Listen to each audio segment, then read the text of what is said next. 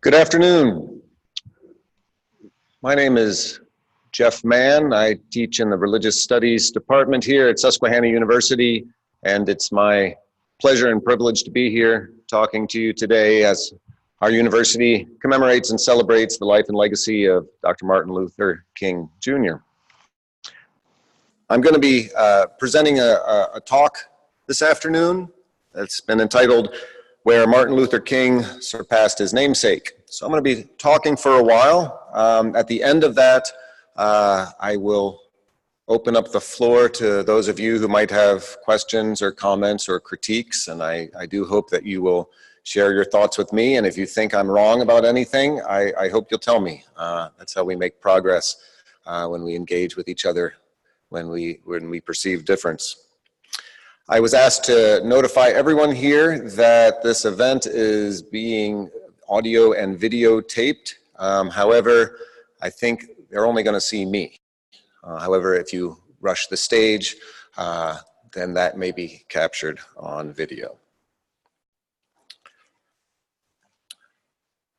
If you ever come by my office, you'll see that two of the figures that look down at me at my desk are Dr. Martin Luther, the 16th century German reformer of the church, and Dr. Martin Luther King Jr., the 20th century American reformer of our society. I have them there because I, like all of you, need to be constantly reminded of what greatness looks like, and they are inspirations to me. Today, I'd like to share with you my thoughts on how Dr. King exceeded Dr. Luther, at least in one regard. Specifically with his living out of the 8th commandment. If you don't remember which one that is, stay tuned. Before I go further with the comparison of the two, if you have ever wondered, yes, Martin Luther King Jr. was named after Martin Luther, but not at birth. When he was born, he was named Michael King Jr. After his father. However, years later when his father traveled to Germany, he was so inspired by the teachings and the model of Martin Luther that he changed his name and his son's name to Martin Luther King and Martin Luther King Jr. Between the two men, there are some striking similarities. They both had an astounding intellect.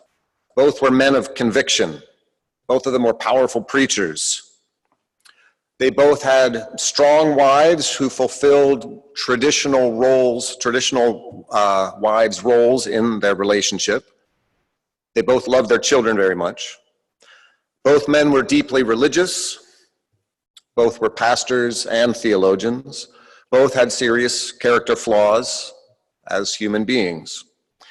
And both believed that the Christian life is not about glory and worldly success, but about suffering, as one strives to make the world a better place. But what I find most compelling about these two men is that both of them were prepared to die as a result of carrying out their work. Both of them could have backed down, but neither did. As you know, Martin Luther King Jr. was shot dead on April 4th, 1968 in Memphis, Tennessee, at the age of 39. Martin Luther died of natural causes, as it turned out. But he fully expected to be killed for what he was doing. He expected to be burned to death. And there was a high likelihood that that could have happened. And that is a miserable way to go. But both of them kept carrying on with their work. There were differences between the two. Their temperament was different.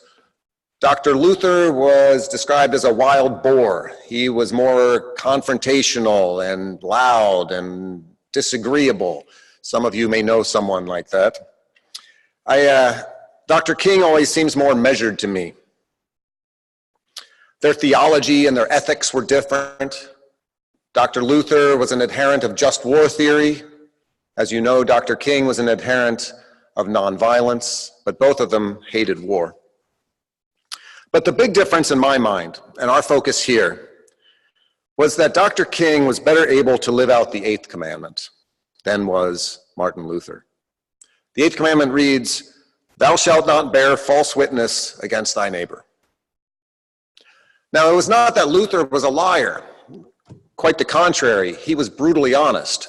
But when Martin Luther described what the Eighth Commandment demands, he wrote, "We should fear and love God, that we may not deceitfully belie, betray, slander, nor defame our neighbor, but defend him, speak well of him, and put the best construction on everything." Let me repeat that last phrase. Put the best construction on everything. Unfortunately, it was here that Dr. Luther often failed. For Luther, it was hard to recognize that differences of opinion are sometimes just that, especially when these were theological. If someone rejected his theology, it must be because of the work of the devil. How else to explain a rejection of God's grace as he understood it? When Luther met with the Swiss reformers got together with the German reformers to see if they could create a union to address the threat, the military threat that was coming from the Roman Catholics. And they got together at the Marburg Colloquy, and they found that they agreed on 14 of the 15 theological points. That was significant. But they couldn't agree on the 15th, which was the nature of communion, of the Lord's Supper.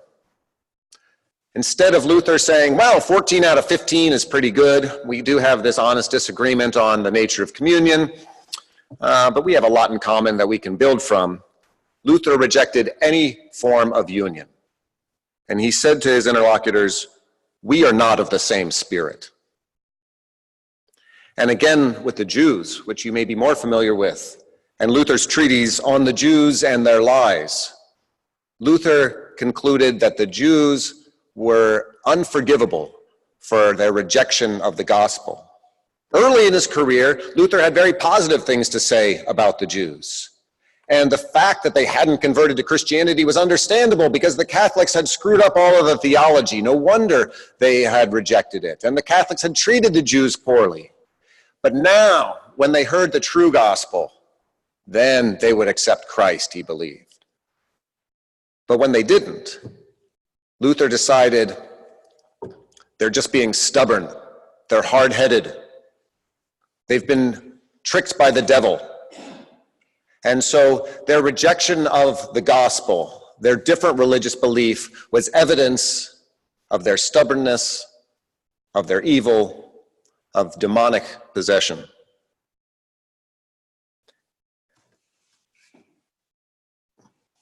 I think we're often the same way today.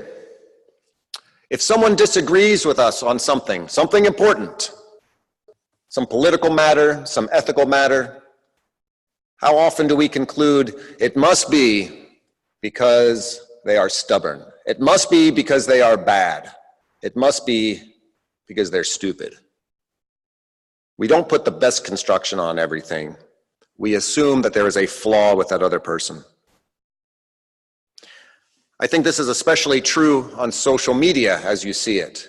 And we see this, I don't know what social media sites you kids follow these days. I'm limited to Facebook. But we see this play out over and over. If you disagree with me on these issues, it must be because you're a bad person, or you're foolish, or you're stubborn. Now, Dr. King, on the other hand, I think was better at putting the best construction on everything than his namesake, and many of us. With regard to the Dred Scott decision, Dr. King wrote, "The court affirmed that the Negro had no rights that the white man was bound to respect. The justices who rendered this decision were not wicked men, but they were victims of spiritual and intellectual blindness. They knew not what they did. The whole system of slavery was largely perpetuated by sincere, though spiritually ignorant persons." He doesn't excuse the 7 justices who wrote the majority opinion in Dred Scott, he doesn't say it's acceptable. He condemns it, but he does not condemn them as individuals, but rather he talks about their intellectual blindness. That's a generosity of spirit that I admire, because I think that I would have an awful hard time taking that approach. Now, the Dred Scott decision was 1853. In his own day, King wrote, "This tragic blindness is also found in racial segregation," as he looked around the world, and particularly the South. He found the fault of those who were oppressing Black Americans was their, quote, tragic blindness. And he goes on to say, "Negroes have been crucified by conscientious blindness. With Jesus on the cross, we must look lovingly at our oppressors and say, 'Father, forgive them, for they know not what they do.'" I can't imagine that. To not assume that the people oppressing you deserve to be hated, should be labeled as evil and condemned as such, but to recognize and to preach that there is a blindness here, and there must be patience and there must be forgiveness. I think this is the wisdom and virtue that, for me, sets King apart from Malcolm X. How many of you have read the autobiography of Malcolm X? Okay, good. Some of you have. It is a great book. I used to have my students read that in a class that I taught previously here at Susquehanna, and a book to read to understand American history and to understand a great man. I do recommend this book. But I have to confess that when I was reading through it, I've read through it a few times, there was something in it that bothered me that I couldn't put my finger on. And then I finally realized it was this. When Malcolm X would address the morally blameworthy behavior of Black Americans, he would always excuse it. It is due to these external circumstances that the Black man has acted in this way. There was always an external justification for it. Not that it was right, but there was an external reason. But when white folks acted with moral viciousness, it was a character flaw within themselves. And I realized finally, that's what was bothering me when I was reading through the book. Now, this is natural. We all do this. If we do something that is problematic morally or whatever, we point to external causes. If other people do something bad, we point to internal causes. This is human nature. But I think we see this playing out these days in a way that's problematic. That there are those in American society who want to use one standard for one group of people and another standard for another group of people. And so this group of people is held to a particular moral standard, and another group of people is held to a different moral standard. And that can come very close to being its own type of racism, which I think is problematic. Now, this whole issue is not limited to race. When we come to discussing the other, right, those people who we tend to disagree with and make judgments about, this can deal with religion, politics, music, geography, all sorts of different things. But the big question for me is, how do we learn to be more understanding, more empathic, and more generous with the other? When we look at them, whatever that other is, how can we be better about putting the best construction on everything, assuming what is better about others, rather than assuming what is worse? So, if we want to be more like Dr. King, I think it takes more than just agreement that we should put the best construction on everything. After all, Martin Luther coined that term. He's the one who taught it. It's in his small catechism, but he wasn't very good at it. I think there's three things that we need to do. First, we have to recognize why we do the opposite, why we assume the worst about others so often. Second, we need to develop it as a habit, developing the habit of putting the best construction on everything. And third, we need to stop doing what makes it worse. So first, why do we assume the worst about others? A lot of it has to do with our inherent drive toward tribalism. If you were here last year, I talked about tribalism. It's built into our DNA. We favor our own. We distrust others.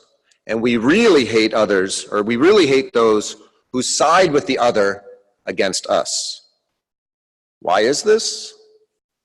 Go ask Dr. Holt in the biology department. He can talk to you about it another time. But this is part of who we are as human beings.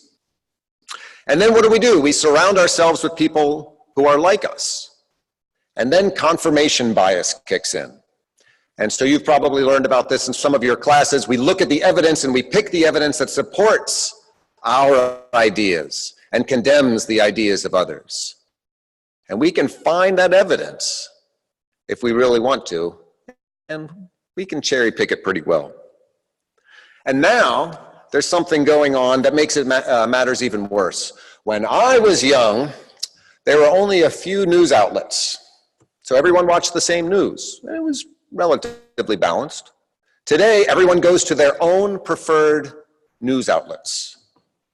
And so if you're liberal, maybe you go to CNN, or you go to Vox, or wherever the kids are going these days. And if you're conservative, you go to Fox, you go to the Wall Street Journal, wherever it is that you may go. And so we only expose ourselves to news outlets that tell us that we're right, we're good, and the others are wrong and bad. And that perpetuates this.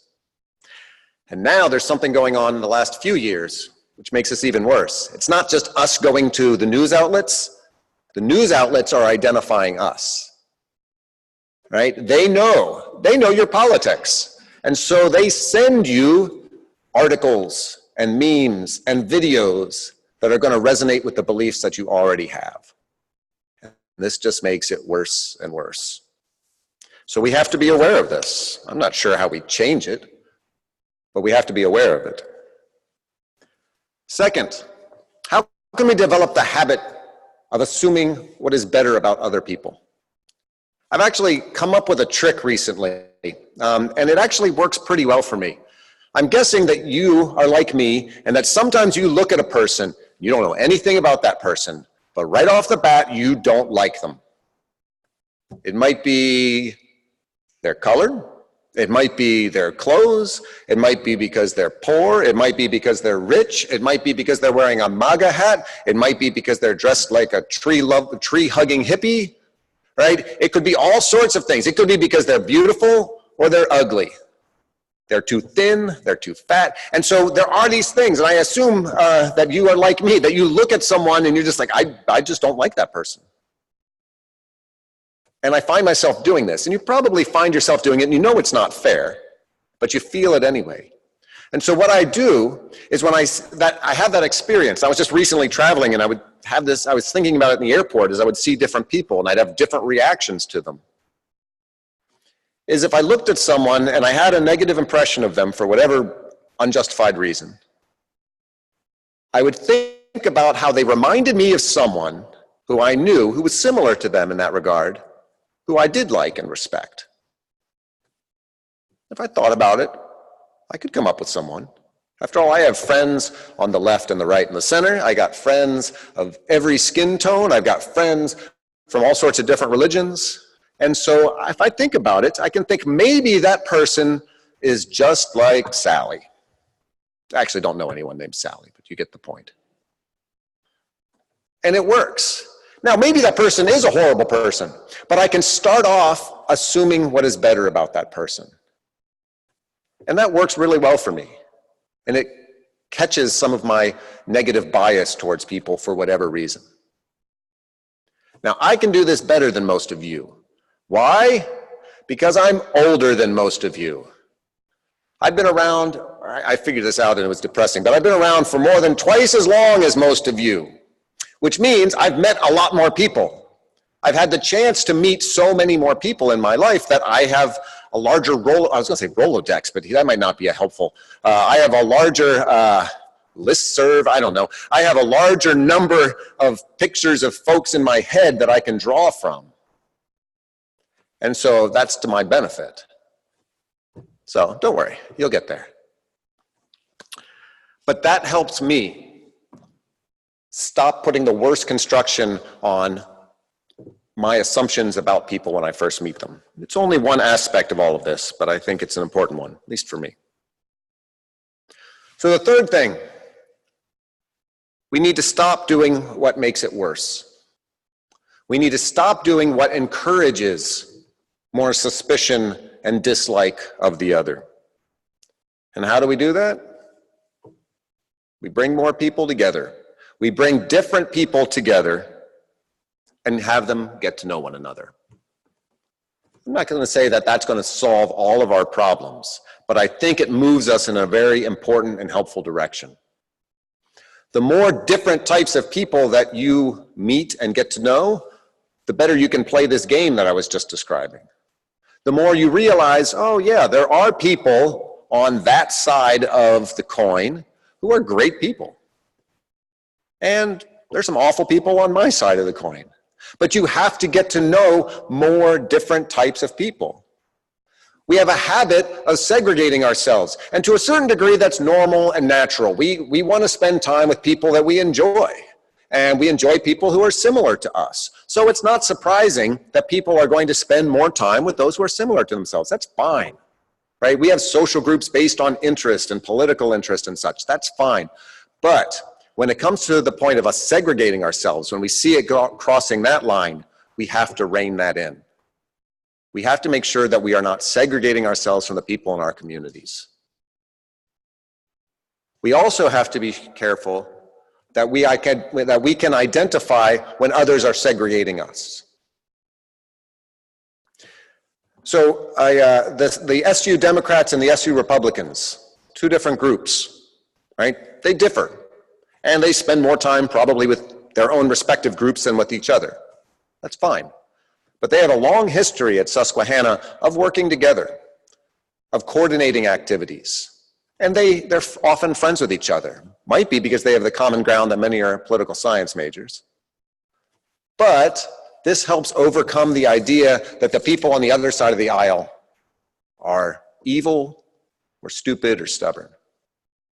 So if you're part of a group, that's fine. But are you being segregated? Are you segregating yourself, or is someone else segregating you?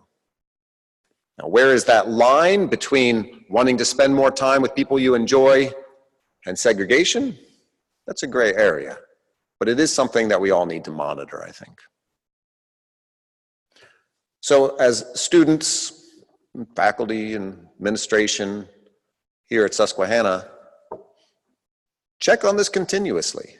How is Susquehanna doing with this? And how are you doing with this? When I started putting this together and thinking about Luther and King, I thought, yeah, there is this one thing where they are different and that I think King does a better job than Luther in this regard. It's one thing amongst, a lot of different things. They're very complex individuals with lots of things going on. But the more I think about it, I think that this one thing, the ability to live by the eighth commandment, to put the best construction on everything, to not assume the worst about the other, but try to reach out and give the other the benefit of the doubt and get to know them, is essential to so much of our social problems. Again, efforts in this regard are not going to solve every problem, but they may move us in the direction and give us the momentum we need to make real progress. Thank you.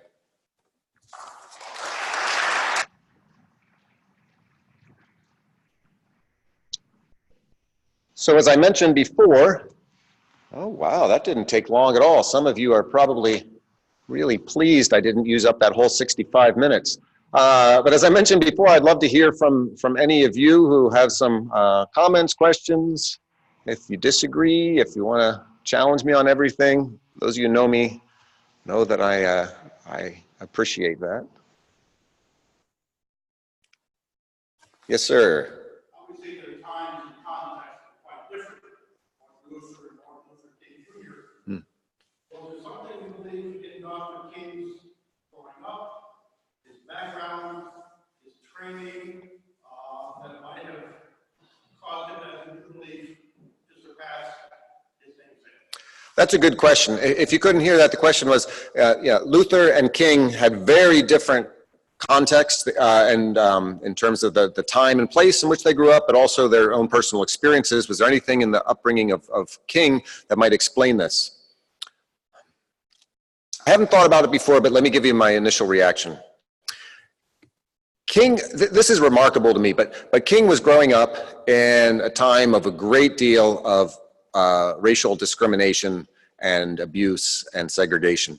And yet when he describes his childhood up through his early 20s, he says life was good. He grew up, he went to school, he was involved with his community, he had various issues with the church as he was trying to come to terms with his own beliefs. But it wasn't until he got involved, I believe this is right, with the Montgomery bus boycott that things got difficult. And I think because, this is just off the top of my head, so don't hold me to this, but I think because he had a relatively happy and healthy upbringing, he may have been in a better position to deal maturely with some of the awful things that he encountered later on. He wasn't embittered by experiences when he was young. But what we do know is that King, near the end of his life, did become much more frustrated. And some of his generosity of spirit was tried. So off the top of my head, I think I would say that he may have been able to be a more generous person because he wasn't as embittered as people like Malcolm X had some pretty bad experiences early on. And so that could be one aspect of that. And it could also explain why, as he had more difficult experiences and threats on his life and threats on his family, that as he became more bitter, he had a harder time assuming what was better about other people. I don't think he ever abandoned that basic principle, but I was definitely tried later in his life. As for Luther, you didn't ask that, but I like talking about Martin Luther. Why was he the way he was? That's too long of a conversation. We can have that some other time. I don't want to bore everyone with my historical Luther discussions. I have some theories on that, and a book I can recommend if you'd like. Any other comments, questions?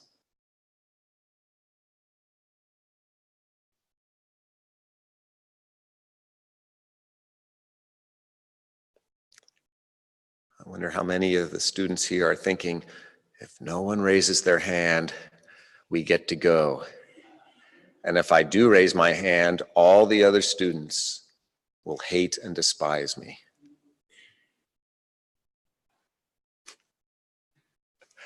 Okay, well, thank you very much for your time. If you would like to discuss any of this or send me your thoughts, if you don't want to talk about it with me in person, I'd be more than happy to hear or read anything you have to share. I hope you have a great afternoon, and I'll see some of you in class and the rest of you around campus, hopefully.